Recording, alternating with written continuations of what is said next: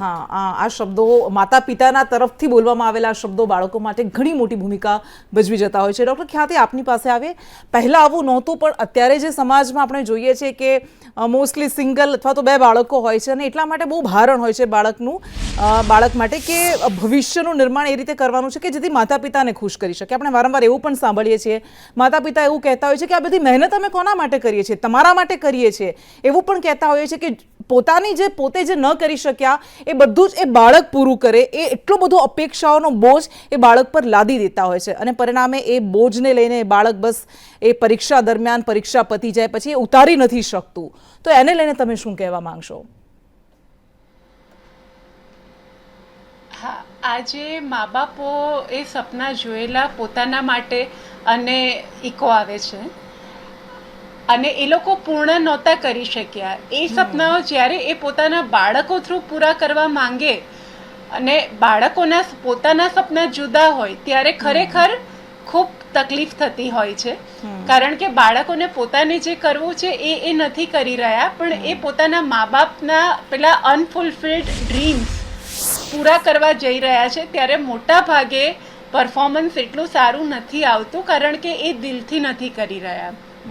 જો બંનેના સપના સરખા જ છે તો વાંધો નથી આવતો કે બાળકને પણ એ જ કરવું છે અને મા બાપ પણ એ જ કરવા માટે એન્કરેજ કરે છે, તો પ્રોબ્લેમ નથી થતો. પણ સાથે સાથે એક વસ્તુ એ છે કે જ્યારે મા બાપ બહુ જ બધી એક્સપેક્ટેશન્સ રાખવા માંડે છે કે મારું બાળક આટલા તો લાવવું જ જોઈએ, કે એ આ ફલાણી કે ફલાણી કોલેજમાં જ એડમિશન લેવાનું છે, ત્યારે બાળકને જો થોડુંક પણ પોતાની જાત ઉપર થોડોક ઓછો વિશ્વાસ હોય, ત્યારે ખરેખર મૂંઝવણમાં મુકાઈ જાય છે કે હું મારા મા બાપની આ અપેક્ષાઓ પૂર્ણ નહીં કરી શકું તો. અને એવા વિચારથી ડિપ્રેશન, એન્ઝાયટી આ બધું ઘણું આવી જાય છે. આવા કેસીસમાં મા બાપે કહેવું જોઈએ કે અમે એવું ઈચ્છીએ છીએ કે તું સારામાં સારી કોલેજમાં ભણે, પણ દરેક આપણી વિશ પૂરી થાય છે એવું જરૂરી નથી. જો તું કરી શકીશ તો અમે બહુ જ ખુશ થઈશું, પણ જો તું નહીં કરી શકે તો પણ અમે તારી સાથે જ છીએ. જો તું નહીં કરી શકે તો જિંદગી ત્યાં પૂરી નથી થઈ જતી. બીજા ઘણા બધા રસ્તાઓ ખુલ્લા છે, બીજા ઘણા ઓપ્શન્સ આપણી પાસે છે.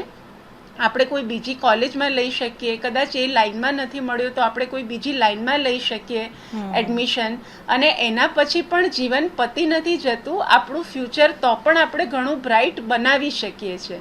એટલે આ એક અશ્યોરન્સ બાળકને આપવું ખૂબ જરૂરી છે માતા પિતાએ, કે તું ગમે તે કરીશ, કંઈક ને કંઈક રસ્તા તો આપણા માટે હંમેશા ખુલ્લા હશે જ. બિલકુલ, કંઈક ને કંઈક રસ્તા તો ખુલ્લા હશે જ. આ આશા રાખવી જરૂરી છે, આ શબ્દો આપવા જરૂરી છે. આપણી